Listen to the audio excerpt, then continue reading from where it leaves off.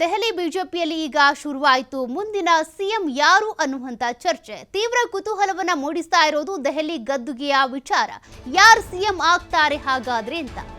ಈಗ ಮಾಜಿ ಮುಖ್ಯಮಂತ್ರಿ ಅರವಿಂದ್ ಕೇಜ್ರಿವಾಲ್ ಅವರನ್ನ ಸೋಲಿಸಿರೋದು ಪರ್ವೇಶ್ ವರ್ಮಾ. ಹಾಗಾಗಿ ಪರ್ವೇಶ್ ವರ್ಮಾ ಅವರೇ ಪಟ್ಟವನ್ನ ಅಲಂಕರಿಸಬಹುದಾ, ಅವರಿಗೆ ಸಿಗುತ್ತಾ ಅನ್ನುವಂತ ಚರ್ಚೆಗಳು ಕೂಡ ಇದೆ. ಘಟಾನುಘಟಿ ನಾಯಕರನ್ನ ಘಟಾನುಘಟಿ ಆಗಿದ್ದಂತ ಕೇಜ್ರಿವಾಲ್ ಅವರನ್ನೇ ಇವರು ಸೋಲಿಸಿರೋದ್ರಿಂದ ಇವರೇ ಸಿಎಂ ಆಗಬಹುದು ಅನ್ನುವಂತ ಲೆಕ್ಕಾಚಾರ ಚರ್ಚೆಗಳು ಓಡಾಡ್ತಿವೆ.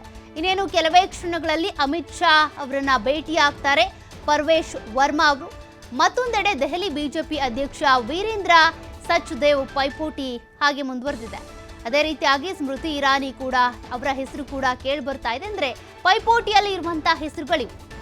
ಪರ್ವೇಶ್ ಅವರು 2 ಬಾರಿ ಎಂಪಿ ಆಗಿದ್ರು, ಸಂಸದರಾಗಿದ್ರು.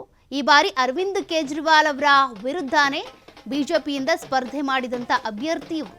ಹಾಗಾಗಿ ಇವರನ್ನೇ ಸಿಎಂ ಮಾಡಬೇಕು ಅನ್ನುವಂಥ ಲೆಕ್ಕಾಚಾರಗಳು ಓಡಾಡ್ತಾ ಇದೆ. ಅಂದ್ರೆ ಮಾಜಿ ಮುಖ್ಯಮಂತ್ರಿ ಅವರನ್ನೇ ಇವರು ಸೋಲಿಸಿದ್ದಾರೆ ಅಂತ ಅಂದ್ರೆ ಇವರಿಗೆ ಪಟ್ಟ ಕೊಡೋದು ಸರಿ ಅನ್ನುವಂಥ ನಿಟ್ಟಿನಲ್ಲಿ.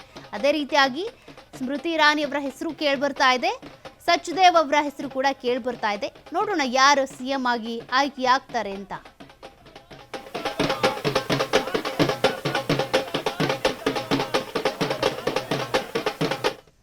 जी के साथ में चलकर काम कर पाएगी। हमें उनका 10 साल से साथ नहीं मिल पा रहा था, दिल्ली में कोई काम नहीं हो पा रहा था। मगर ये जो सरकार बन रही है दिल्ली में, ये प्रधानमंत्री जी के विजन को दिल्ली में लेके आएगी। तो मैं प्रधानमंत्री जी का धन्यवाद करता हूँ कि उन्होंने अपना समय दिया और मैं ये जीत का श्रेय प्रधानमंत्री नरेंद्र मोदी जी को मैं दिल्ली की जनता का बहुत बहुत एक बार फिर से धन्यवाद करता हूँ। और ये जीत, ये प्रधानमंत्री नरेंद्र मोदी जी की जीत है, ये सभी दिल्ली वासियों की जीत है।